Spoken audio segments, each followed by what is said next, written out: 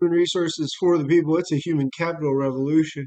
Today we're going to be talking about uh, something a little clickbaity, a little bit interesting, and something that the media really hasn't thought about. So, as many know, Alec Baldwin fired a gun at a coworker, was supposed to be blanks, and killed them right in the workplace.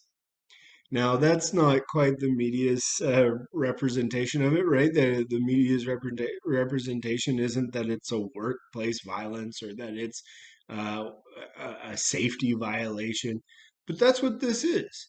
And he's going to be charged for it. So that's what I want to talk about today. So real quick, him and his armor are facing involuntary manslaughter charges.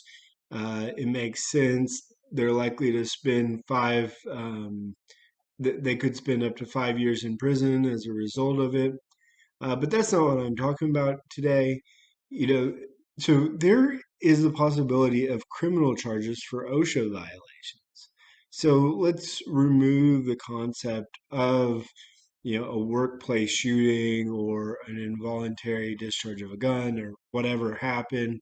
And let's just focus on the fact that this was a violation of OSHA protocols and processes. And as a result, all people, not just Alec Baldwin who pulled the trigger, but all people who operate unsafe workplaces can face OSHA penalties as well as criminal prosecution, which a lot of people don't know.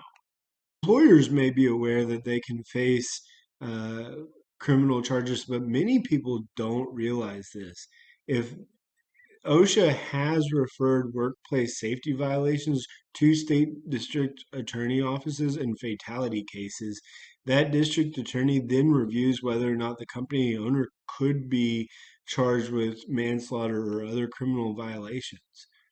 And OSHA does have some teeth here. They can bring criminal charges against the employer for willful violations causing an employee's death, providing advance notice of an OSHA inspection, and providing false statements on a document required by an act. So, when an employee unfortunately passes away, a person can be criminally held liable. An owner, a business owner, or other person responsible for it can be criminally held liable. I think so, and more on this are down below, but uh, OSHA these criminal penalties under OSHA are not nearly as serious as what the district attorney can impose. They can fine, OSHA can fine $10,000 or imprisonment for not more than 6 months. But it's just really interesting, right? Will OSHA fine the workplace at Rust? It's small potatoes, most likely, with respect to all the greater fines and other issues that the workplace will be going through.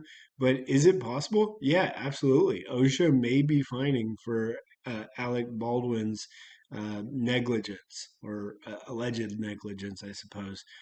Uh, that's it for today. If you're interested in more of this sort of pop culture meets HR, make sure you like, share, and subscribe. I'm going to be talking about this more and more because there's a lot of interesting intersections between HR and pop culture.